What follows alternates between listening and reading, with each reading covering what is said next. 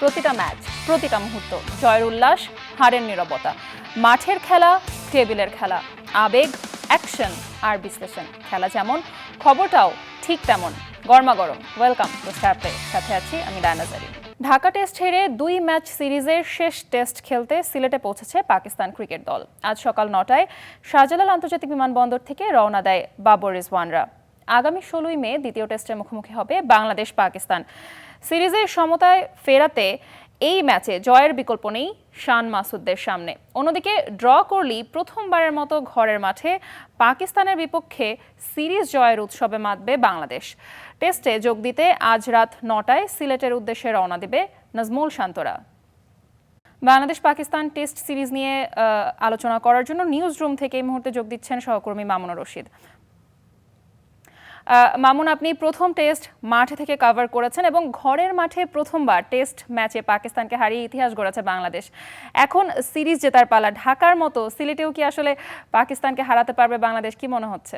দেখুন ডায়না, সবশেষ 3টা টেস্টেই কিন্তু আমরা পাকিস্তানকে হারিয়েছি। তার থেকে বড় কথা, পাকিস্তানের মাটিতে আমরা টেস্টে 2টা ম্যাচ হারিয়েছি এর আগে 2টা টেস্টে, এবং বাংলাদেশের মাটিতে পাকিস্তানকে প্রথমবারের মতো হারিয়েছি। সিলেটেও হয়তোবা সেই ধারাবাহিকতাটা বাংলাদেশ দল ধরে রাখবে, কারণ সিলেটে আরও বেশি স্পোর্টিং উইকেট হবে, ব্যাটারদের জন্য অনেক বেশি রানের সুযোগ থাকবে। এবং বাংলাদেশের তো পেস অ্যাটাক, স্পিন অ্যাটাক আপনি দেখেছেন। নাহিদ রানার কথা আলাদা করে বলতে হয়, যে ফাইফার নিয়েছেন মিরপুরের উইকেটে যে বল তার গতি দেখিয়েছেন, সিলেটের উইকেটে নাহিদ রানার কাছ থেকে আমরা হয়তো আরও বেশি আগ্রাসন দেখতে পাবো। তো সেই জায়গায় বাংলাদেশ খুব ফুরফুরে মেজাজে আছে। জানেন যে একটা মোমেন্টাম লাগে, বাংলাদেশ দল প্রথম টেস্টটা জিতে সেই মোমেন্টামটা পেয়ে গেছে।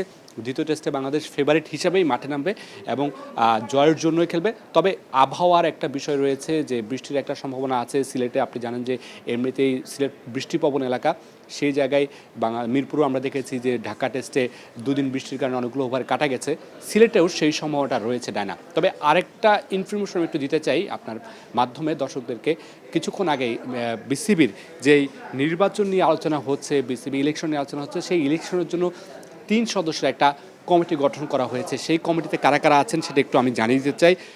বিসিবির নির্বাচন কমিশনে আছেন প্রধান নির্বাচন কমিশনার আহসানুল করিম, তিনি senior advocate Bangladesh supreme court.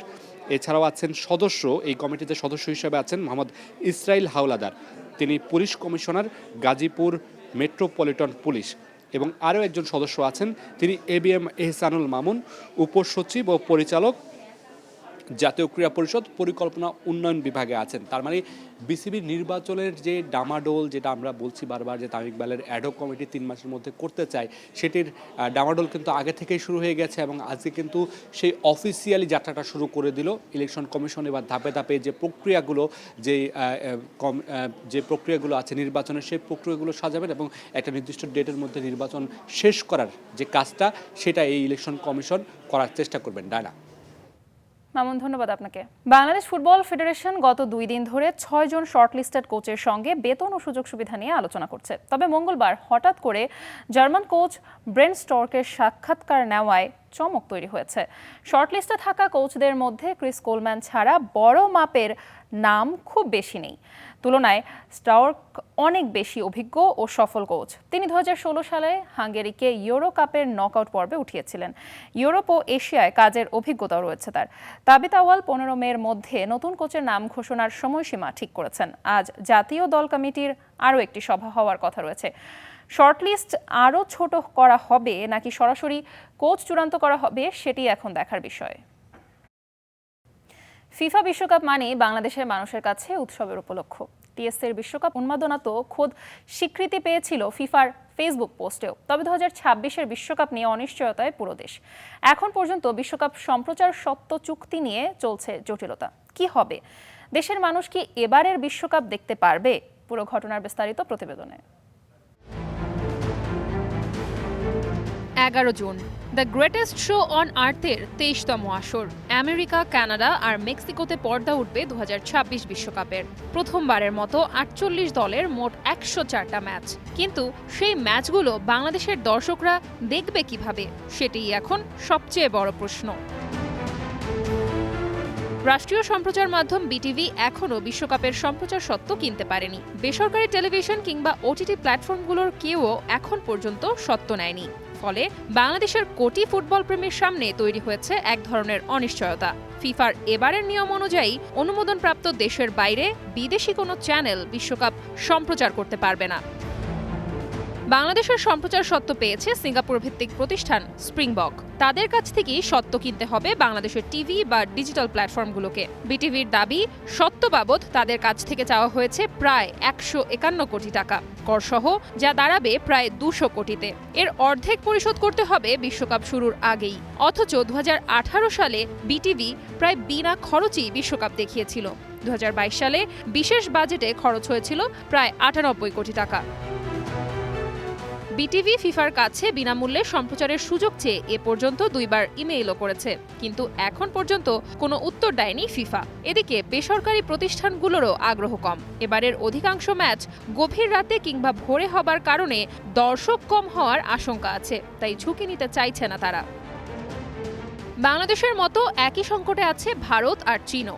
ভারতের জন্য শুরুতে $100 মিলিয়ন চেয়েছিল ফিফা, পরে সেই দাম কমে দাঁড়ায় 35 মিলিয়নে।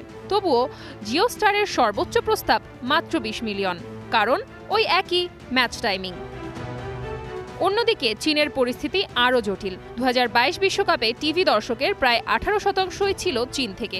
আর এবারে চীনের রাষ্ট্রীয় সম্প্রচার মাধ্যম সিসিটিভি ফিফার চাওয়া বিপুল অর্থ দিতে রাজি নয়। ফিফা চীনের কাছে প্রায় $250 থেকে $300 মিলিয়ন চাইলেও সিসিটিভির বাজেট মাত্র $60 থেকে $80 মিলিয়ন। সব মিলিয়ে বলা চলে বেশ চাপেই আছেন ইনফান্তিনো, কিন্তু সময়ও দ্রুত ফুরিয়ে যাচ্ছে। বিশ্বকাপ শুরু হতে আর মাত্র 1 মাসেরও কম সময় বাকি। প্রশ্ন একটাই, বাংলাদেশের মানুষ মেসি রোনালদোর শেষ বিশ্বকাপ দেখতে পারবে তো? Diana Zarin, star play. শেষ মিনিটের নাটকীয়তায় সৌদি লিগের শিরোপা জয়ের অপেক্ষা বাড়ল রোনালদোর। গোলরক্ষকের ভুলে ঘরের মাঠে পয়েন্ট ভাগাভাগি করল আল নাসের। ম্যাচ শেষ হয়েছে 1-1 সমতায়। শেষ ম্যাচ এখন তাই অনেকটাই ডু অর ডাই। অবিশ্বাস্য, নাটকীয়, রোমাঞ্চকর, প্রতিটি সেকেন্ডে এখানে ম্যাচের নির্ণায়ক। ফুটবল আবেগ মানে না, দেখে না কোনো হিসাব নিকাশ। শেষ বাঁশি বাজার মাত্র 10 সেকেন্ড বাকি। গ্যালারিতে তখন শিরোপা জয়ের উল্লাস শুরু করেছে আল নাসর সমর্থকরা। কিন্তু ফুটবল যে শেষ মুহূর্ত পর্যন্ত নির্দয়।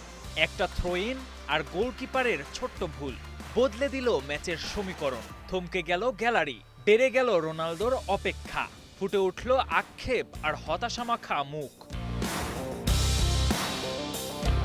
ঘরের মাঠে এদিন আল নাসরের প্রতিপক্ষ আল হিলাল। জিতলেই শিরোপা নিশ্চিত, সেই সঙ্গে সৌদি প্রো লিগে রোনালদোর প্রথম ট্রফি জয়। এমন মুহূর্তের সাক্ষী হতে হলুদ জার্সিতে ছেয়ে যায় পুরো গ্যালারি। ম্যাচের শুরু থেকেই আক্রমণাত্মক ফুটবল খেলে দুদল, তবে এই খেলায় তো গোলই আসল কথা। সেই কাজটাই করে আল নাসর। 37 মিনিটে ভলি করা কর্নারটি জোড়া হেডে তাল গোল পাকিয়ে মোহাম্মেদ সিমাকানের পায়ে আসলে ভুল করেননি এই ডিফেন্ডার। সরাসরি শটে বল জড়ান জালে। 1-0 গোলের লিড নিয়ে বিরতিতে যায় আল নাসর। দ্বিতীয়ার্ধে ঘুরে দাঁড়ানোর চেষ্টা চালায় আল হিলাল, তবে নাসরের ব্রাজিলিয়ান গোলরক্ষক বেন্টু প্রতিবারই দলকে বাঁচান। জয়ের পূর্বাভাস পেয়ে 83 মিনিটে মাঠ ছাড়েন রোনালদো। তবে রিয়াদ ডার্বিতে নাটকীয়তা থাকবে না তা কি করে হয়। অতিরিক্ত সময়ের শেষ মিনিটে আসে সেই ক্ষণ। আল হিলালের লম্বা থ্রোইনে গোলমুখে তৈরি হলো বিশৃঙ্খলা। গোলরক্ষকের হাত ছুঁয়ে বল ঢুকে গেল জালে। আত্মঘাতী গোল। গ্যালারি স্তব্ধ, রোনালদোর চোখে মুখে হতাশা। শেষ পর্যন্ত পয়েন্ট ভাগাভাগি করে মাঠ ছাড়ে দুদল। এই ড্রয়ে শিরোপা দৌড় আরো কঠিন হলো আল নাসরের জন্য। 33 ম্যাচে 83 পয়েন্ট নিয়ে টেবিলের শীর্ষে তারা। অন্যদিকে 1 ম্যাচ কম খেলে আল হিলালের পয়েন্ট 78। পরের 2 ম্যাচ জিতলে তাদের পয়েন্ট হবে 84। সেক্ষেত্রে আল নাসর শেষ ম্যাচ হারলে শিরোপা চলে যাবে হিলালদের দখলে। তাই শেষ ম্যাচটা এখন রোনালদোদের জন্য অনেকটাই শিরোপা নির্ধারণী লড়াই। KM Sony, star play. 18 মে ফিফা বিশ্বকাপের চূড়ান্ত দল ঘোষণা করবে ব্রাজিল। দল ঘোষণার আগে ব্রাজিলিয়ান সুপারস্টার নেইমারকে নিয়ে কড়া বার্তা দিয়েছেন ব্রাজিলের head coach Carlo Ancelotti. Form আর ফিটনেস শতভাগ না হলে নেইমারের জায়গা হবে না বিশ্বকাপের স্কোয়াডে। রয়টার্সকে দেয়া এক সাক্ষাৎকারে একথা বলেন তিনি। আনচেলত্তি জানান, ব্রাজিলের সমর্থক থেকে ফুটবলার সবার মাঝেই নেইমারের জনপ্রিয়তা আকাশচুম্বী। তবে দেশটির সর্বকালের সর্বোচ্চ গোলদাতা এখনও পুরোপুরি সুস্থ হয়ে ওঠেননি। তাই তার ব্যাপারে সিদ্ধান্ত নেওয়া মোটেও সহজ হবে না ইতালিয়ান এই গ্রেটের জন্য। তবে নেইমার যদি নিজেকে শতভাগ ফিট রাখতে পারে সেক্ষেত্রে তাকে বিশ্বকাপে বিবেচনা করা হবে।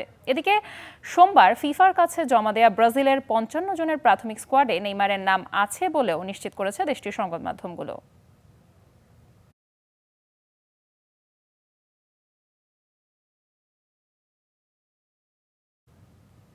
কে হবেন বাংলাদেশ ফুটবলের পরবর্তী কোচ, এ নিয়ে এখনো ধোঁয়াশা কাটেনি। আর মাত্র ২ দিনের অপেক্ষা। তবে শেষ মুহূর্তে কাদের নিয়ে চলছে আলোচনা তা নিয়ে বিস্তারিত জানাতে আমাদের সাথে যুক্ত হবেন সহকর্মী মুশফিকুর রহমান। মুশফিক, কোচ নিয়ে আলোচনা যখন তুঙ্গে, তখন আপনার কাছে এই মুহূর্তে সবশেষ তথ্য কি আছে? কোচ হওয়ার রেসে আসলে কে এগিয়ে আছেন?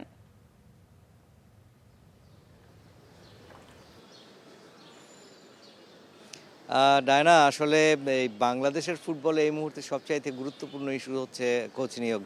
আপনি জানেন যে কোচ নিয়োগের যে প্রক্রিয়াটা শুরু হয়েছিল মাসখানেক আগে, সেখান থেকে ২৭০-এরও বেশি কোচ আবেদন করেছিল। সেখান থেকে কমতে কমতে সবশেষ কিন্তু গতকাল পর্যন্ত ৬ জনে এসে ঠেকেছে।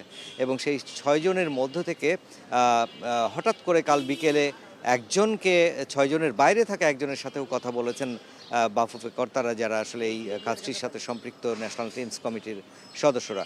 তো সেই জায়গায় ব্যান্ড স্টক জার্মানির, তিনি এই ৬ জনের বাইরে ছিলেন। হঠাৎ করে তাকে কল করা হয়েছে এবং তার সাথে ওভার টেলিফোন বেশ সময় নিয়ে আলোচনা হয়েছে। এ থেকে বোঝা যায় যে মাঝখানে কোলম্যানের নাম ছিল এবং সেই কোলম্যান কিন্তু এখনও সেই ৬ জনের তালিকায় রয়েছেন, আরও কয়েকজন রয়েছে। তবে যেটা বেশি শোনা গেছে কোলম্যানের বিষয়ে, কিন্তু সেই জায়গায় আবার কিছু প্রশ্ন ছিল এবং সেটা হচ্ছে তার কোচিং স্টাফ, তার বেতন, এই সমস্ত নিয়ে বেশ দর কষাকষি হয়েছে বাফুফের সাথে। এবং তারপরেই কি হঠাৎ করে যে গতকাল ব্যান্ড স্টোকের সাথে কথা হয়েছে।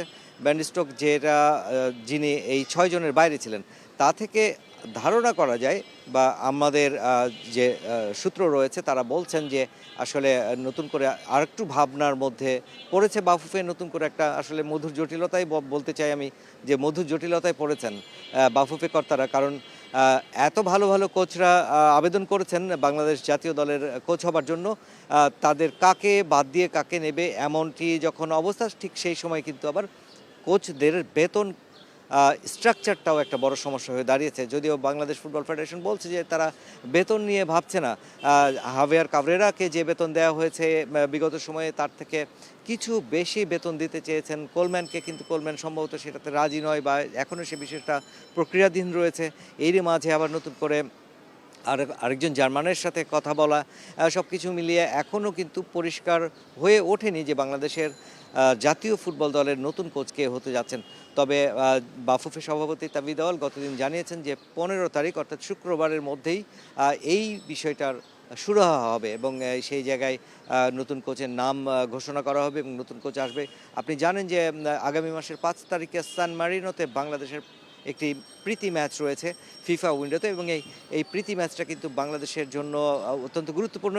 এজন্য বলছি যে ইউরোপের কোনো দেশের সাথে এই প্রথম খেলতে যাচ্ছে বাংলাদেশ, এবং সেই জায়গায় এই অফারটা কিন্তু সেই দেশটির কাছ থেকে এসেছে এবং সেখানে খেলার জন্য যে প্রস্তুতি দরকার, সেই প্রস্তুতির জায়গায় কিন্তু কোচ খুবই গুরুত্বপূর্ণ একটা ইস্যু। জি মুশফিক, আমরা আসলে কোলম্যান যখন আসার কথা বলছিলেন, তিনি তার আসলে পুরো কোচিং স্টাফদেরকে নিয়ে আসতে চাচ্ছিলেন। তো আপনার কি মনে হয় সে কারণেই নতুন করে ৬ জনের বাইরে থেকে স্টর্কের নাম শোনা যাচ্ছে? এবং এই প্রক্রিয়ার সাথে কি আসলে বাংলাদেশ ফুটবলের আমরা প্রচুর যে জিনিসটা শুনে থাকি সেটা হচ্ছে সিন্ডিকেট আসলে কোনোভাবে আবার এই ১২ কোচ নিয়োগের ক্ষেত্রে আমরা দেখতে পাবো কিনা, কি মনে হচ্ছে আপনার?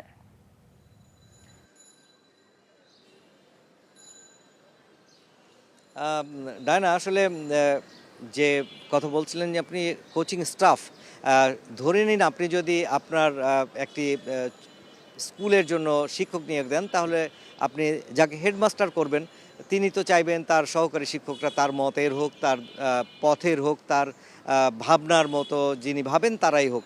তো ঠিক জাতীয় দলের কোচ নিয়োগের বিষয়টাও এমন, যখন কোলম্যানকে আপনি ভাবছেন জাতীয় দলের কোচ করবেন, ঠিক কোলম্যানও কিন্তু ভাবছেন তিনি কাকে নিয়ে কাজ করবেন, কাদেরকে নিয়ে কাজ করবেন, কারা তার সহকারী হবে, তারা তার মন মতো হবে কিনা, তারা তার মতাদর্শের হবে কিনা, তারা তার ফুটবল দর্শনের হবে কিনা।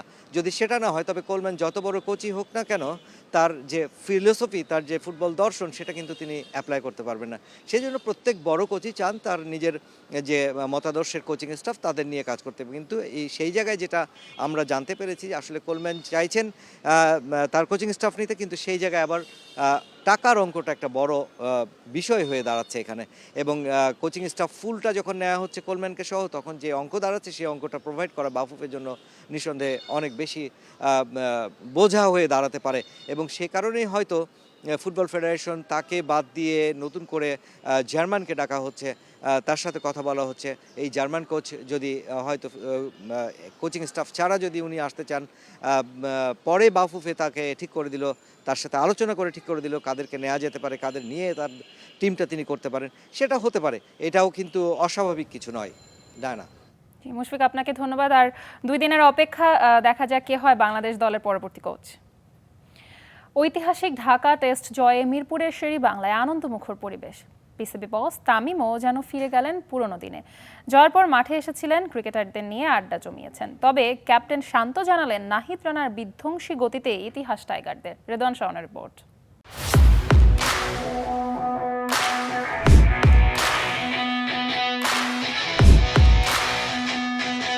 ম্যাচ শেষে মমিনুলের পাওয়া গাড়িতে মুশফিকের সে কি আনন্দ, নিজে চালিয়ে দেখছেন। অন্যদিকে বিসিবির নয়া বস তামিম ইকবাল পায়চারি করছেন। পাকিস্তানের বিপক্ষে প্রথম বাংলাদেশের মাটিতে টেস্ট জয়, এই জয়টা তো উদযাপন করার মতোই। ক্যাপ্টেন শান্ত হাসি খুশিভাবেই এসেছেন প্রেস কনফারেন্সে। পুরো দিনের আলাপ করতে আমি হাজির আপনাদের সাথে।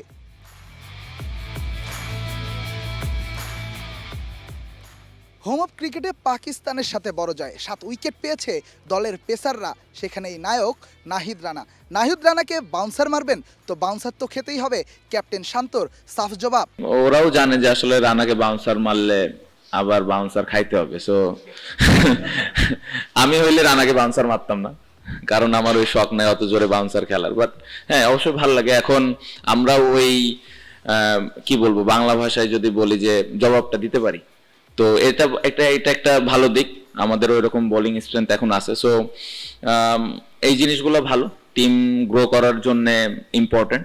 অপোনেন্ট যেভাবে ভয় পাচ্ছিল ওর এগেইনস্টে, এটা দেখতে অবশ্যই ভালো লাগে। পাক ব্যাটার সালমান আগহা ম্যাচের 4র্থ দিন চ্যালেঞ্জ দিয়েছিলেন শান্তকে, সাহসটা দেখাও, পারলে 260 রানে ছেড়ে দাও। ক্যাপ্টেন শান্ত আজ 5ম দিন লাঞ্চ ব্রেকের ঠিক 10 মিনিট আগে ছেড়ে দিয়েছেন 268 রানের টার্গেট। বাংলাদেশের হোম অফ ক্রিকেটে পাকিস্তান কি পারবে? এই রানটা চেস করতে পারেনি পাকিস্তান। শান্ত জানালেন এই সাহসী সিদ্ধান্তের পেছনের গল্পটা। এই টেস্ট ম্যাচে সব থেকে আমার মনে হয় যে আমরা যে ডিক্লেয়ারটা করেছি এটা অনেক বড় ডিসিশন ছিল, যেটা নর্মালি আমাদের টিম কখনো করে না এইভাবে। সো এই জিনিসটা আমাদের ভবিষ্যতে কাজে দিবে, এবং এই জিনিসটা, এই সিদ্ধান্তটা হয়তো ভবিষ্যতে আমাদেরকে আরো কনফিডেন্স দিবে যে এখান থেকে এইভাবে ম্যাচ জেতা সম্ভব। সো এটা আমি বলবো যে সব থেকে নতুন একটা জিনিস হয়েছে পুরো টেস্ট ম্যাচ। মিরপুর শেরে বাংলা টাইগারদের ডেরা, এখানে তো হলো। এবার নজরটা সিলেটে আন্তর্জাতিক ক্রিকেট স্টেডিয়ামে ওই 16ই মে দ্বিতীয় টেস্টে। রাওয়ালপিন্ডিতে যেভাবে টাইগাররা পাকিস্তানকে লজ্জায় ডুবিয়ে হোয়াইট ওয়াশটা করেছিল, এবার নিজেদের ঘরের মাঠে সেই সুযোগটা। চোখ থাকবে সেই টেস্টে। মিরপুর শেরেবাংলা ক্রিকেট স্টেডিয়াম থেকে রেদওয়ান শাওন, স্টার নিউজ, ঢাকা। ঢাকা টেস্টে পাকিস্তানের বিপক্ষে ঐতিহাসিক জয়ের পর বিসিবির কাছে নতুন আবদার করেছেন লাল বলের অধিনায়ক নাজমুল হোসেন শান্ত। টেস্ট স্পেশালিস্ট ক্রিকেটারদের আলাদা মূল্যায়নে বিসিবির কাছে সাহায্য চেয়েছেন তিনি। আমাদের পেস বোলারদেরকে আরেকটু ভালোভাবে মেনটেন করা, ওদেরকে আরো কিভাবে মেনটেন করা যায়, এই জিনিসটা আমি বলবো যে ওদের দিকে আরেকটু নজর রাখা।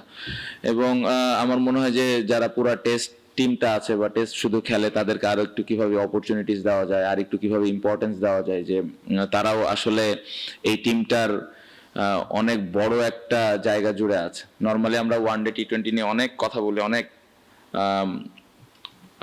কি বলবো, সোশ্যাল মিডিয়া থেকে শুরু করে সাধারণ মানুষের কাছ থেকে অনেক কথাবার্তা হয়, বাট টেস্ট ক্রিকেট ম্যাচটা শেষ হওয়ার পরে হয়তো সবাই ভুলে যায়।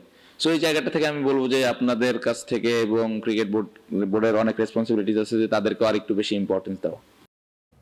খেলাও থামবে না খবরও, কিন্তু সময় বলছে আজকে এখন থামতে হবে আমাদের। তবে আমরা ফিরবো প্রতিদিন ঠিক দুপুর 1:30 আর রাত 8টায়। Till then stay with star.